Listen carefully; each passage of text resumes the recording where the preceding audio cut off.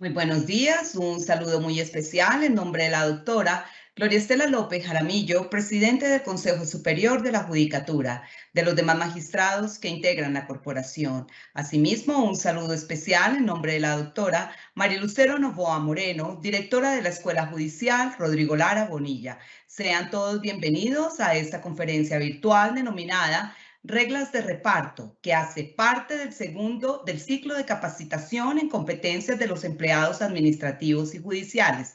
Es de resaltar que esta conferencia virtual es la segunda parte de la conferencia dictada hace un par de meses de reglas de reparto. Dentro de las metas trazadas en este año, la Escuela Judicial Rodrigo Lara Bonilla se ha propuesto, entre otros, profundizar en las competencias de los empleados administrativos y judiciales. Es así como estamos dando continuidad a uno de los temas más relevantes para ellos.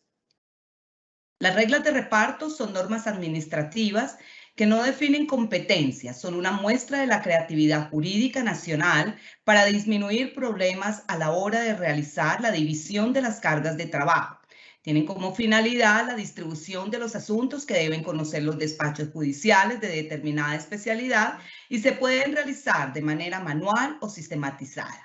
La conferencia de hoy tiene como propósito abordar las preguntas planteadas en la primera parte de este tema, es decir, en la primera conferencia que ya se dictó, y resaltar la importancia de la normatividad de las reglas de reparto, tanto en los procesos ordinarios como en las acciones constitucionales para los despachos judiciales, y asimismo la importancia de la intervención de los auxiliares de justicia como personas idóneas que tienen un papel relevante en el proceso judicial, ya que colaboran con los magistrados y jueces en el cumplimiento de la función de administrar justicia.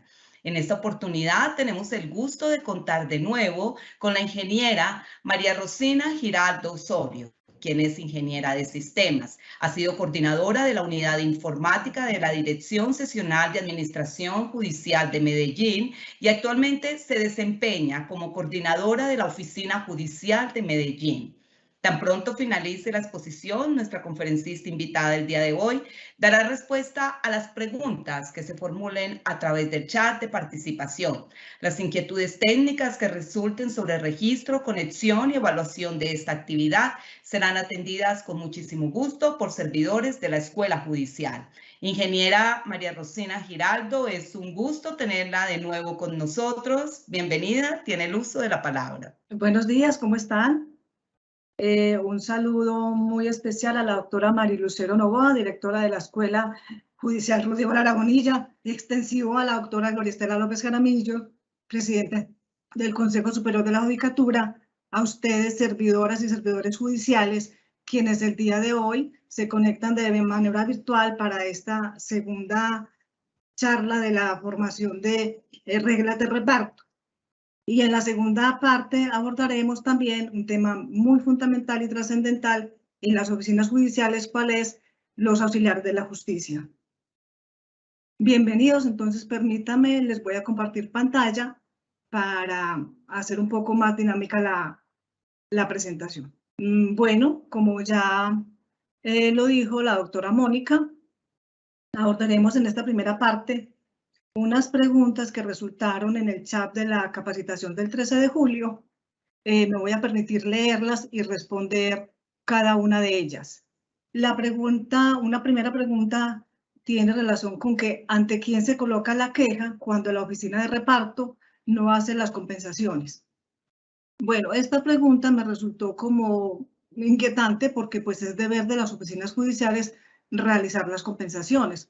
Recuerden que la norma del Código General del Proceso, en el artículo 90, dispuso que los jueces deben reportar semanalmente a las oficinas judiciales la información de las demandas rechazadas. Entonces, es deber de los jueces reportar las demandas rechazadas y es deber de las oficinas judiciales registrar en el sistema de información de reparto estos registros para posteriores compensaciones. Quiere decir entonces que si está omitiendo esta función, esta situación la debe conocer en primer lugar el director seccional, quien es el superior del coordinador de la oficina judicial, o bien también directamente informar a la Comisión de Disciplina Judicial. Otra pregunta, ¿los jueces definen las reglas de reparto? En la primera charla abordamos el tema de las reglas de reparto. Recuerden que cuando en un municipio existen pluralidad de jueces para atender un mismo asunto, son los jueces de esa especialidad quienes definen la forma de hacer el reparto, siempre y cuando esté sujeta a las reglas de reparto que establece el Consejo Superior de la Judicatura mediante los acuerdos o a la normatividad vigente. O sea, de cierta manera, sí corresponde a los jueces, en este caso, definir reglas de reparto. ¿De qué forma se cumple el principio de aleatoriedad en el reparto manual? Los procesos que llegan a unos despachos judiciales que no tienen sistema de reparto se registran en orden estrictamente en el orden de llegada y se le asigna una numeración. Al momento del reparto, esos numeritos se pueden incluir en una bolsita o mediante con unas balotas que indiquen el número. En ese momento, el juez que está en puertas saca una de sus balotas, de esas balotas, y este será el número del proceso que le corresponde para reparto. Entonces, mediante un sistema de balotas se garantiza la aleatoriedad en un reparto manual. Otra pregunta, ¿qué se hace cuando se presentan varias demandas con las mismas partes en la parte civil? Bueno, esta pregunta es muy importante y es un tema que sucede con frecuencia en las oficinas judiciales. Pueden pasar dos situaciones, que el empleado de la oficina judicial advierta la situación cuando el abogado se presenta con las demandas que tienen, que a pesar de tener el mismo demandante y demandado y mismo número de grupo de reparto, son diferentes porque la diferencia la hace el título que presta el mérito ejecutivo. En este caso, el empleado del reparto, para diferenciar la demanda en el sistema de reparto, puede incluir como un sujeto procesal las características del título judicial. Un ejemplo, son 5 demandas y lo que hace la diferencia son los pagarés. Los pagarés, entonces, en cada una de las demandas tienen un número diferente. Este sería un parámetro que puede ingresar el operador del reparto para diferenciar las demandas en el sistema y el reparto se haga aleatorio entre todas para las 5 demandas. La otra situación que puede advertirse es que en la oficina judicial no se perciba la situación y sea el despacho judicial quien lo advierta cuando recibe las demandas. En este caso, cuando el juez lo informe a la oficina judicial, que corresponde hacer una compensación en el reparto de esas demandas. La otra pregunta, ¿las personas encargadas de reparto pueden negarse a recibir una demanda si no le presentan diligenciado o anexo el formato o la carátula? El formato de la demanda está establecido en la parte civil en el acuerdo 1472. Es decir, si es un requisito llevar la carátula diligenciada al momento de presentar la demanda. Lo que hacemos en Medellín es que le informamos al abogado o a la parte interesada que en la fotocopiadora hay un formato de la carátula el cual puede ir, comprar y diligenciar, así sea manualizada, y con eso ya cumple el requisito de presentar su demanda con la carátula. ¿Sí? Otra pregunta, ¿con qué criterio se asigna la competencia a los juzgados de las sedes desconcentradas? Esto es por localidades. Bueno, el acuerdo PSA 15-10-402 y PSA 15-10-412 delegaron en los consejos seccionales la distribución de las zonas o de las sedes donde tienen asiento los juzgados de pequeñas causas y competencia múltiple. Es decir, la competencia ya está asignada según los acuerdos que despide en la respectiva ciudad el Consejo Seccional de la Judicatura. Ello se debe a que es el Consejo Seccional de la Judicatura quien conoce las particularidades o la problemática local de la ciudad. Entonces, eso ya está definido pues por norma. En caso de tutelas masivas, si a dos despachos le presentan tutelas originadas por igual situación fáctica y a ambos le realizan la asignación el mismo día y se procede a su admisión en la misma fecha, ¿cómo se determina quién debe asumir el conocimiento de su acumulación? Esta pregunta tiene relación con la siguiente y es: ¿quién debe brindar la información sobre la igualdad de hechos y pretensiones de tutelas masivas? Esta información recae en la parte accionada, pues es la parte accionada quien al momento de recibir la notificación de la tutela advierte que hay varias tutelas por los mismos hechos. Entonces es la parte accionada quien debe informarle al juez cuál de los autos le llegó primero, o sea, cuál de las admisiones de tutela le fue notificada primeramente, y será ese el despacho judicial encargado de hacer la acumulación de las tutelas. Otra pregunta: ¿quién realiza las novedades de reparto? Las novedades de reparto se realizan en las oficinas judiciales. ¿Y quién lo realiza? El empleado judicial que delegue el coordinador de la oficina judicial. Cuando se interponga la acción de tutela contra entidades de la misma jerarquía, verbo y gracia, juzgado penal del circuito y juzgado civil del circuito, ¿hacia cuál tribunal se debe dirigir? Bueno, el reparto de tutelas de los juzgados se realiza al superior funcional. En este caso, si la tutela se interpone contra un juez penal del circuito, la tutela será repartida ante la sala penal del respectivo tribunal. Y si la tutela se interpone contra un juez civil del circuito, el reparto se hará ante la sala civil del respectivo tribunal. Otra pregunta: ¿un juez puede devolver una acción de tutela con base en las normas de reparto toda vez que todos los jueces tienen jurisdicción constitucional? Bueno, recordemos que en este tema la Corte Constitucional ha sido reiterativo en indicar que los jueces no pueden desprenderse de la competencia de las tutelas aduciendo normas de reparto.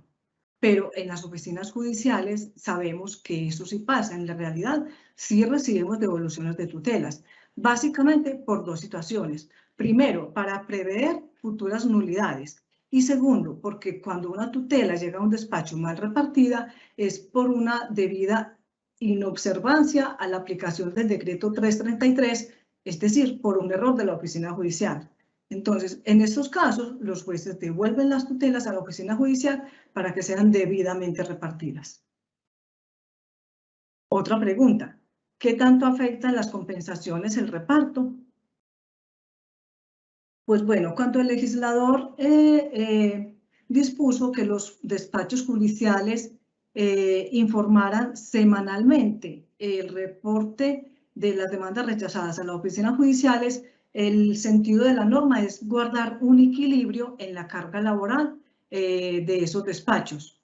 Pero desafortunadamente en la realidad nos encontramos con una práctica que no es la indicada en la norma.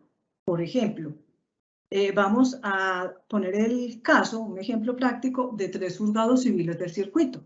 En un determinado mes, el juzgado primero rechazó 2 demandas y reportó a la oficina judicial 2 demandas. El juzgado segundo rechazó 2 demandas, pero reportó 0 a la oficina judicial. Y el juzgado tercero rechazó 1 demanda y reportó 1 a la oficina judicial. En este caso, entonces, en los próximos repartos se le compensará al juzgado primero 2 demandas de más por los 2 rechazos que reportó.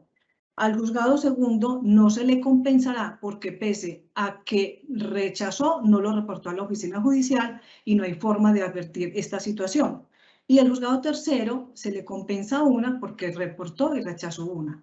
De esta manera se ve afectado los despachos judiciales que reportaron las demandas a la oficina judicial y queda por debajo en carga laboral el juzgado que, si bien rechazó, no hizo el reporte a la oficina judicial. En este caso, lo que sucede es que el despacho que no reporta está ante un incumplimiento de la norma. Otra pregunta: si se interpone acción de tutela contra la decisión tomada por el alcalde municipal, ¿conocen los tribunales? ¿sí? Recordemos que en la primera parte dijimos que los alcaldes están dentro de las 11 entidades administrativas con poder jurisdiccional. Entonces, si la tutela contra el alcalde es por esta situación, corresponde su conocimiento al Tribunal Superior. Pero si la tutela es por un hecho diferente, ejemplo, porque no respondieron a un derecho de petición, ejemplo, porque en un determinado barrio llevan 8 días sin agua y no ha habido solución, o bueno, lo mismo, no hay luz y tampoco ha habido solución. Este tipo de tutelas contra la alcaldía son de conocimiento de los jueces municipales. Entonces, es muy importante establecer esta diferencia. Ahora que se interponen las acciones constitucionales de manera virtual, ¿cómo rige la competencia? Bueno, la competencia no varía. Lo que varió por la situación de la pandemia es la presentación de las tutelas de manera virtual, que ahora se hace a través del aplicativo de tutela en línea, pero la competencia sigue siendo la misma. Lo que cambia es la forma de presentación de la tutela. Otra pregunta. Si un juez informa que está en permiso o en compensatorio, en el caso penal, y solicitan audiencia para programar, ¿puedo cerrarle puertas? Bueno, indiscutiblemente, el juez que por alguna situación administrativa como permiso o compensatorio no esté en disponibilidad para recibir carpetas, hay que excluirlo del reparto de esas carpetas. Estas fueron las preguntas que quedaron en el chat de la capacitación del 13 de julio, ya abordadas cada una de ellas, y yo espero haber tenido la claridad para resolver la inquietud de quien las planteó. Pasamos ahora al tema siguiente, que son los cargos de auxiliares de la justicia. Este tema es muy importante porque de esto nos ocupamos las oficinas judiciales cada 2 años y permanentemente nos toca estar actualizando información de auxiliares de la justicia. Bueno, ¿qué nos dice la norma o el Código General del Proceso respecto de los auxiliares de justicia? Nos dice que los cargos de auxiliares de la justicia son oficios públicos ocasionales que deben ser desempeñados por personas idóneas, imparciales, de conducta intachable y excelente reputación. Aterricemos un poco este concepto. O sea, ¿quiénes son los auxiliares de justicia? Son personas que ayudan a los despachos judiciales o a los jueces en determinadas situaciones que no son de resorte jurisdiccional, le ayudan con unos peritazgos o unos avalúos o unos informes mediante los cuales el juez se apoya en esta información para decidir sobre un asunto de un proceso judicial. ¿Qué significa que son oficios públicos ocasionales? Significa ello, que los auxiliares de justicia no tienen ninguna vinculación laboral ni con ningún despacho judicial ni con la rama judicial. Son oficios públicos ocasionales, ¿sí? Tampoco tienen prestación de servicios. Su remuneración, los auxiliares de justicia perciben su remuneración a través de los honorarios que le fija el juez o magistrado que actúa en el proceso. Cuando quiere decir que son personas idóneas, lo que nos pide la norma es que este auxiliar de la justicia sea una persona capaz, con conocimiento en la materia, que tenga experiencia para poder proceder a hacer un dictamen o un avalúo o hacer un informe para el despacho, ¿sí? Cuando se dice que sea una persona imparcial, quiere decir que su informe o su trabajo dentro del proceso judicial esté libre de perjuicios, que no sea parcializado, ya que el auxiliar de justicia no hace parte ni del demandante ni del demandado. El auxiliar de la justicia trabaja para el despacho. Entonces, por ejemplo, por eso es que sus informes tienen que ser muy objetivos, ¿sí? Y cuando dice que sea de conducta intachable y excelente reputación, lo que quiere decir es que esta persona no puede tener antecedentes penales, ni disciplinarios, ni fiscales. Todas estas situaciones, el auxiliar de justicia las debe demostrar mediante unos requisitos que le impone la norma, y estos requisitos son: Primero, el requisito de idoneidad, ya brevemente lo dijo, tiene que ser una persona capacitada, con experiencia y conocimiento en la materia. El requisito de experiencia, también la norma le pide, dependiendo del caso para el que actúe como auxiliar de la justicia, le pide que acredite determinada experiencia en la materia. Y en el caso de los secuestres, se le pide una garantía de responsabilidad y cumplimiento. Esta garantía la otorga a través de una póliza de cumplimiento en favor del Consejo Superior de la Judicatura, y es como una póliza de responsabilidad por si hay alguna situación administrativa dentro del proceso o con la custodia de los bienes que se le encargan al auxiliar de la justicia. Y también debe, en algunos casos, la norma exige que el auxiliar de la justicia tenga licencia, matrícula o tarjeta profesional del organismo competente según el caso. Bueno, ya dijimos que los honorarios de los auxiliares de la justicia los perciben a través de lo que le fije la norma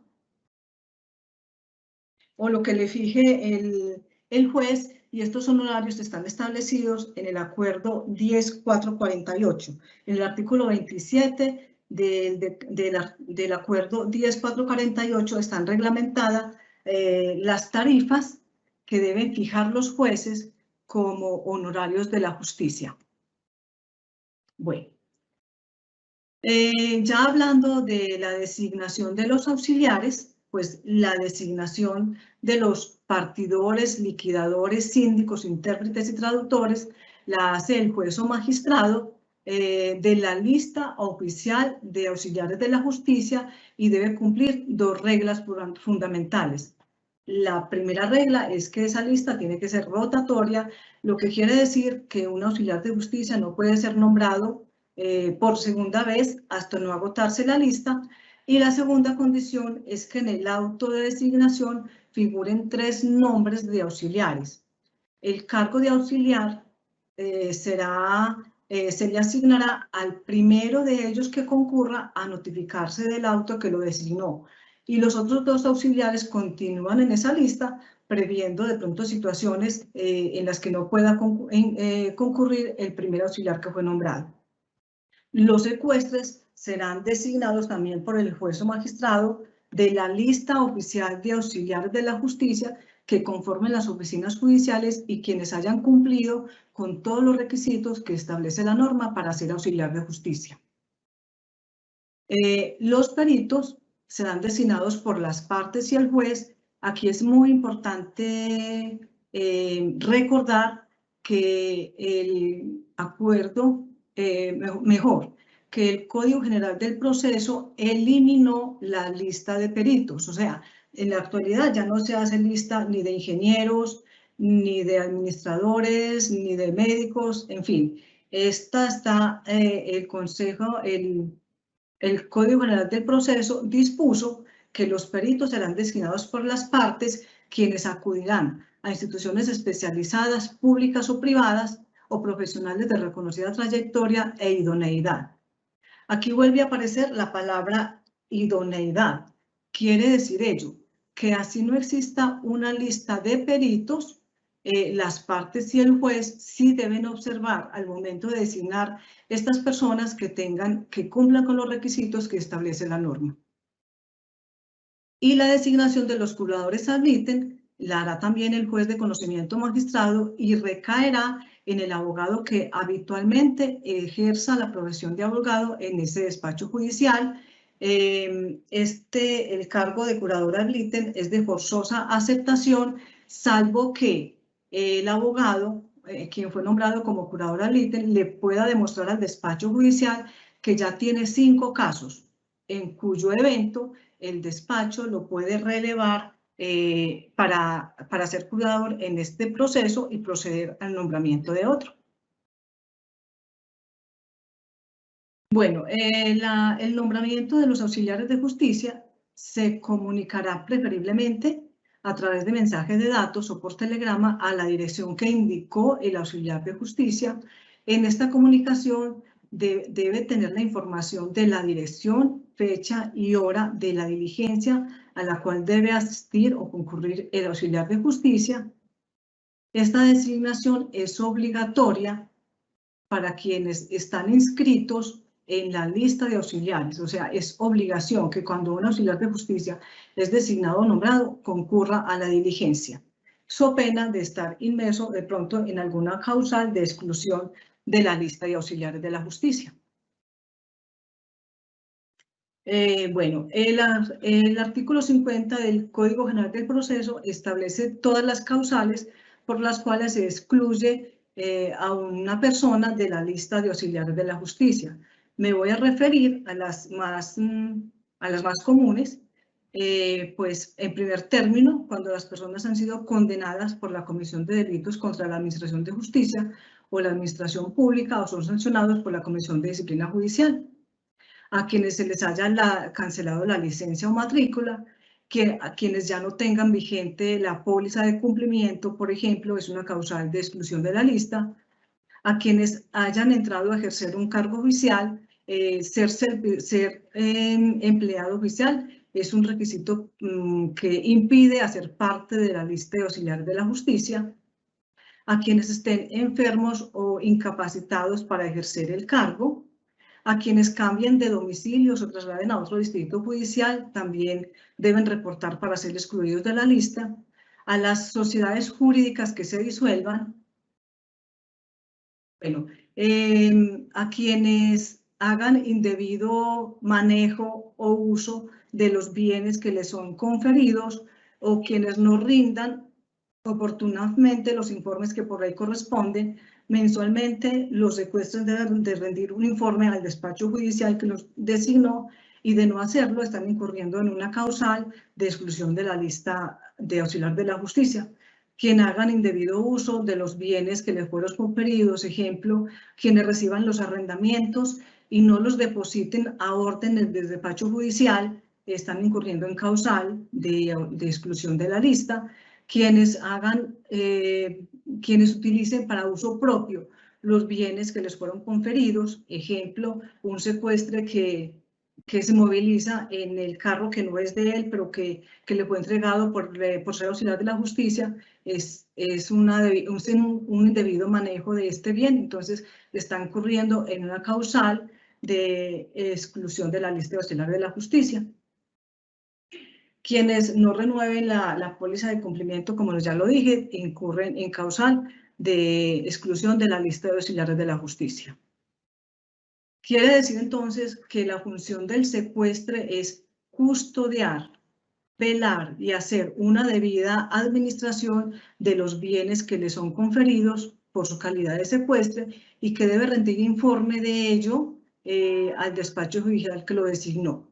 Bueno, ahora veamos lo que nos dice el acuerdo PSA 15-10-448 respecto del manejo de los auxiliares de la justicia en las oficinas judiciales. El Consejo Superior de la Judicatura, entonces, para reglamentar el manejo de los auxiliares de justicia, dispuso que cada 2 años, en el mes de noviembre, las direcciones seccionales deben realizar la recepción de las solicitudes a las personas interesadas en conformar la lista de auxiliares de la justicia. ¿Para qué auxiliares se convocan? Se convoca a los secuestres, a los partidores, a los liquidadores, a los síndicos, a los intérpretes y traductores. Para los demás cargos no se realiza lista de auxiliares de la justicia. Como lo dijimos anteriormente, los peritos los designa el juez y las partes. Sin embargo, valga que aclarar que es recurrente las solicitudes que llegan a las oficinas judiciales de los juzgados que solicitan la lista, por ejemplo, para un peritazgo, por ejemplo, de un ingeniero, ¿sí? Entonces, ¿qué se hace en estos casos? Se le indica al juez que, acorde con el acuerdo 10.448, no existe lista para esos cargos, pero que la norma dispone que el juez y la parte lo pueden nombrar acudiendo a una entidad que les provea ese auxiliar de justicia. El acuerdo 10.448 establece que la divulgación de la lista se hace en el mes de octubre. Esa divulgación se debe hacer mediante un aviso o una circular o cualquier información que les llegue al público interesado. Este aviso debe contener como mínimo la información de la oficina judicial que realizará la recepción de las solicitudes.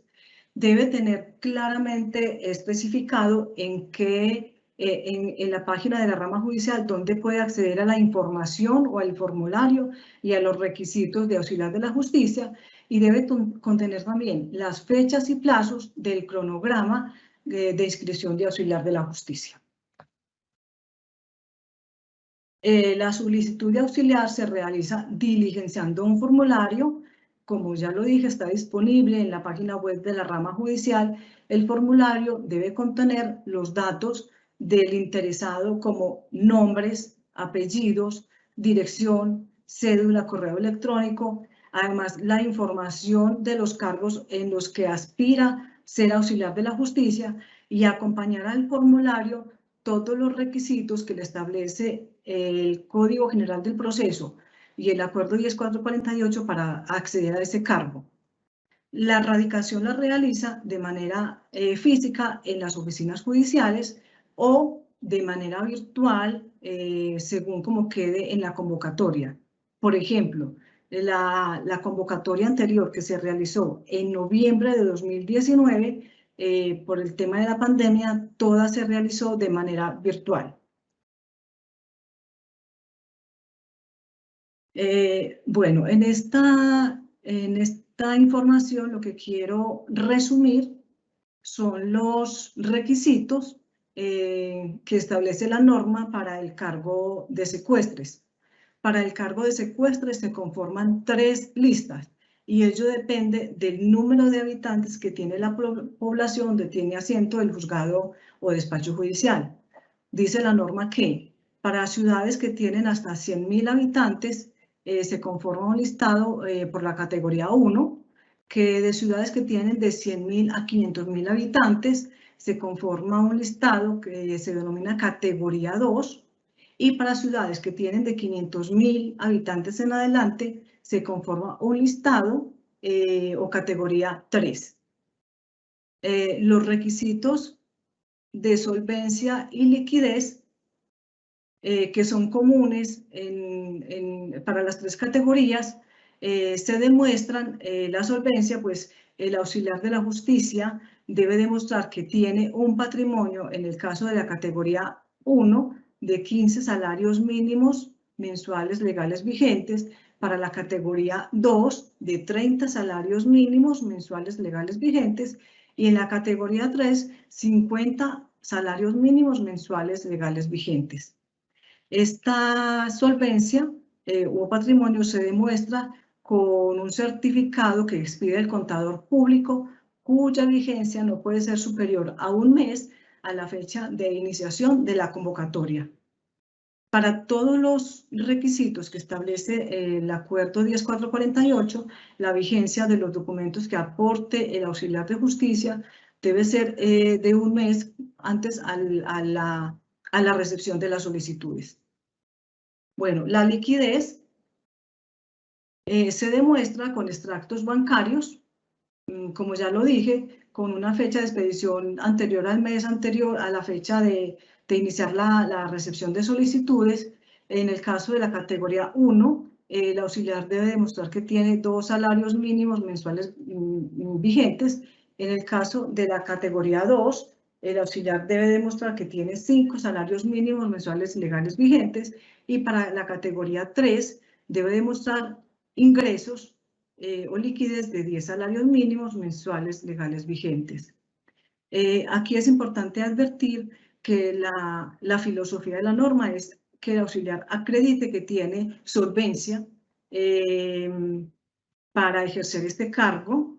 Es decir, por eso prevé la norma que el certificado bancario sea expedido con un mes de anticipación como para que, y lo digo porque ha pasado, que previo el día antes a iniciarse la convocatoria, depositan una suma considerable en el banco para acreditar este requisito, pero a los 2 o 3 días ya no está esta suma de dinero. Por eso prevé la norma que sea con un mes anterior a la inscripción como auxiliar de la justicia. En los 3 casos, tanto para la categoría 1, 2 y 3, las secuestras deben constituir a favor del Consejo Superior de la Judicatura una póliza de cumplimiento. En el caso de la categoría 1 son 100 salarios por 100 salarios mínimos. En el caso de la categoría 2, hasta 200 salarios mínimos. Y para la categoría 3, 400 salarios mínimos. Este requisito es fundamental y sin ello el auxiliar de la justicia no puede quedar inscrito en la lista porque es como una garantía para el cumplimiento de sus funciones. O sea, en esta póliza pueden posteriormente, si hay alguna situación administrativa, pueden recaer en un proceso administrativo para recobrar los dineros en una eventual falla o mal manejo del auxiliar de la justicia respecto de los bienes que tiene. Para los 3 casos también, los auxiliares deben demostrar la experiencia. Para la categoría 1 son 3 años de experiencia relacionada con administración y custodia de bienes. Para la categoría 2 son 5 años de experiencia relacionada con administración y custodia de bienes, y para la categoría 3, 7 años de experiencia. ¿Cómo se acredita esta experiencia? Con certificados de que la persona ha ejercido esta administración o custodia de bienes. ¿Sí? Respecto de la infraestructura, también contempla la norma en las 3 categorías. El auxiliar de la justicia debe disponer de unos espacios para almacenar los bienes que les son conferidos. En este caso, el auxiliar debe acreditar que dispone de este espacio, bien sea mediante el certificado de tradición, que es propietario de ese inmueble y que allí puede depositar los bienes que le son conferidos, o bien con un contrato de un arrendamiento mínimo por 3 años, con 3 años de vigencia, y este espacio debe tener las condiciones adecuadas para que el auxiliar de justicia eventualmente pueda depositar allí los bienes que le son conferidos. Muy importante, que no sirve, porque también por experiencia lo conozco, no sirve que el auxiliar de justicia diga que es que en su apartamento tiene un cuarto útil o tiene un garaje que le sirve. No, es diferente la connotación, es para que allí puedan depositar los bienes que le son conferidos en custodia.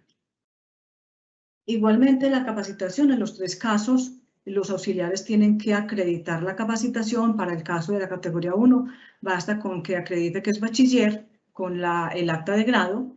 Para el caso de la categoría 2-3, se requiere título profesional e igualmente hay que acreditarlo con la copia del acta de grado o diploma. Bueno, los otros cargos de auxiliares de justicia, que son el partidor, liquidador, el síndico, los traductores e intérpretes, para ellos también hay unos requisitos específicos. Para el partidor se requiere ser abogado y se acredita con la copia del diploma. El partidor debe acreditar experiencia de mínimo 5 años a partir de la fecha de grado como abogado. Para el liquidador y síndico deben demostrar título profesional. La norma no dice qué clase de título, simplemente es tener título profesional, lo cual también acreditan con la copia del acta de grado, tarjeta profesional, y también deben demostrar 5 años de experiencia a partir de la fecha de grado. Los traductores deben demostrar que dominan 1 o más idiomas adicionales al castellano. Este requisito está establecido por la institución educativa especializada. Para el caso de las personas extranjeras, no requieren acreditar este requisito, basta con que presenten su pasaporte o cédula de extranjería.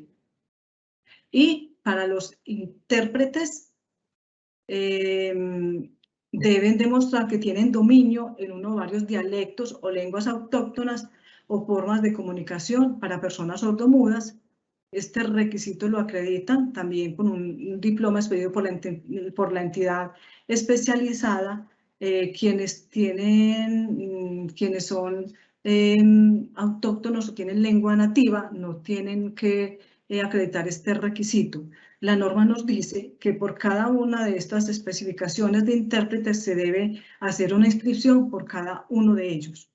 Bueno, de manera general, esta es la información que yo les quería compartir de auxiliares de la justicia. Hay unas conclusiones muy importantes y es que los auxiliares de justicia juegan un papel importante en el proceso judicial, ya que tienen la responsabilidad de coayudar al juez en la toma de decisiones para resolver un conflicto o resolver un proceso. También es muy importante que nos quede claro que el acuerdo 10448 recogió toda la normatividad anterior en materia de auxiliares de la justicia. En este momento paso a darle la palabra a la doctora Mónica. Doctora Mónica, bien puede seguir. Y dejo de compartir la pantalla. Muchísimas gracias, ingeniera. Y vamos al fragmento de preguntas. Bueno, ya como resolvimos las preguntas referentes a lo de las reglas de reparto, doctora, entonces nos vamos a enfocar en las que hay aquí de auxiliares de justicia, ¿le parece? ¿Correcto? Perfecto. Entonces la primera, ¿cuál es el acuerdo que reglamentó el manejo de los auxiliares de justicia a partir del año 2015? Bueno, es el acuerdo 10448. Esta norma, como lo dije en la conclusión, recogió todos los acuerdos anteriores respecto de los auxiliares de la justicia. Permítame, en esta pregunta quiero profundizar un poco en las listas de auxiliares y es un tema que nos ocurre en las oficinas judiciales sobre quién resuelve el recurso de reposición y de apelación respecto del acto administrativo que dispuso la inclusión en la lista de auxiliares de la justicia o la exclusión.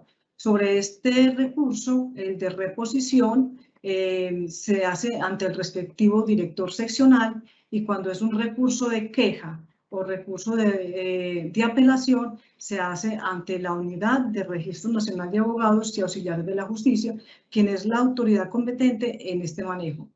Siguiente pregunta, doctora. Según el acuerdo PSAA 15-10448, ¿cada cuánto se realiza la inscripción de auxiliares de la justicia y para qué cargo?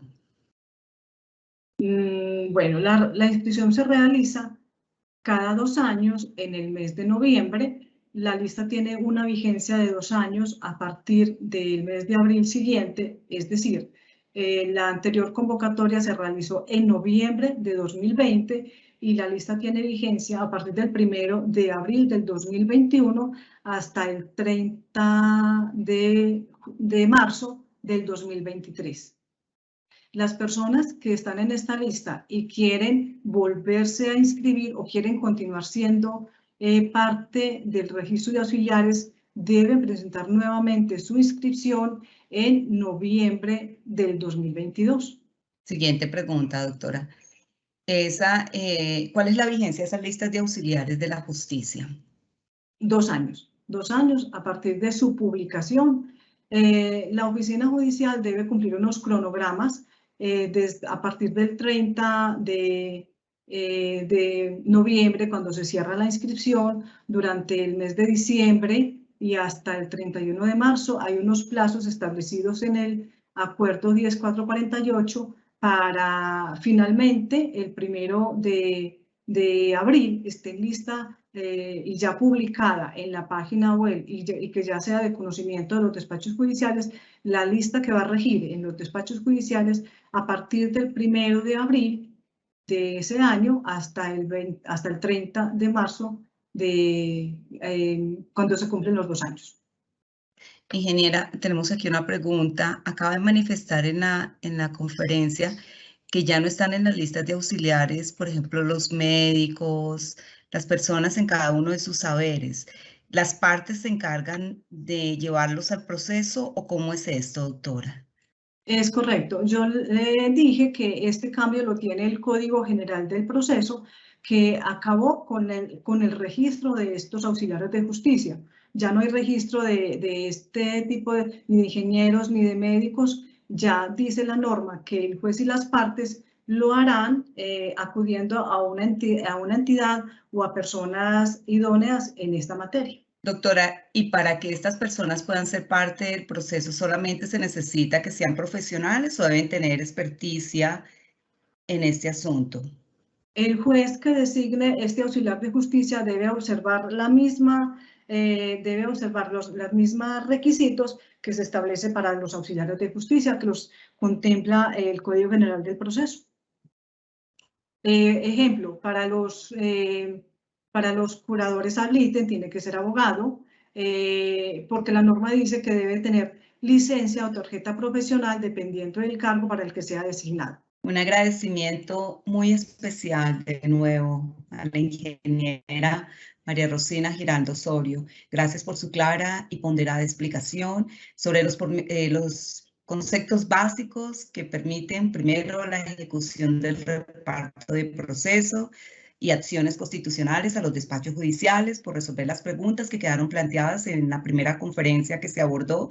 Doctora, los postulados que rigen el reparto, la equidad, aleatoriedad, transparencia y sus componentes estructurales, como la clasificación de los procesos, los acuerdos que establecen los grupos de cada especialidad, y también por hablarnos precisamente de la importancia y la intervención de los auxiliares de justicia en esta práctica judicial, ya que son personas idóneas, imparciales, de conductas intachables, como bien lo manifestó ingeniera, y excelente reputación para colaborar en la administración de justicia. Nuestro agradecimiento de nuevo. Gracias a los servidores y servidoras judiciales y a todas las personas que actúan en el sector justicia que se interesaron en esta conferencia virtual. Los invitamos a que nos sigan acompañando a través de nuestras redes sociales como Facebook, Twitter, Instagram y YouTube, donde podrán encontrar más información sobre nuestras videoconferencias y noticias de interés. Ingeniera, muchísimas gracias de nuevo. Una feliz tarde para todos.